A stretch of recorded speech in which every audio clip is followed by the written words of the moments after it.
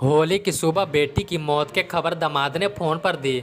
बेटी का घर ज्यादा दूर नहीं था तो माँ और उसके परिजन रास्ते में ही रोते बिलखते बेटी की घर की तरह जाने लगे। गांव में बात फैल गई कि बेटी का निधन हो गया।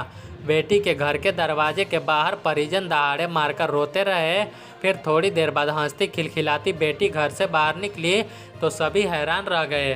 घटना खलारी के डकरा भूतनगर बस्ती की है। अंधविश्वास की वजह से यह सब कुछ हुआ। अब शकुन टालने के लिए पत्नी की मौत की झूठी सूचना उसके मायके में दी गई। सबिया होली की सुबह अपने घर में सफाई कर रही थी।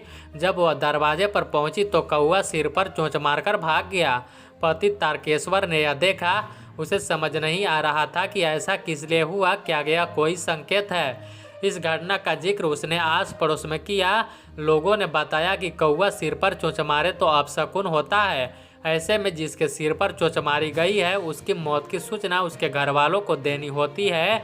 वो यहाँ आकर रोएंगे तो अनहोनी टल जाएगी। ऐसे व्यक्ति पर कोई आंसू बहा दे तो बला टल जाती है। इस अंधविश्वास को लेकर दामाद ने फोन पर पत्नी की मौत की सूचना दे डाली।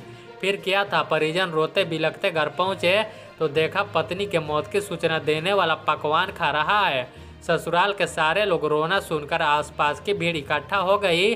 बच्चे होली खेल रहे थे। थोड़ी देर बाद बेटी बाहर निकली।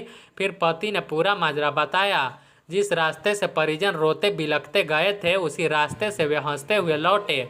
इस घटना के बाद गांव के लोग चर्चा कर रहे हैं। होली के दिन इस गांव में यह घटना चर्चा का केंद्र बन गया।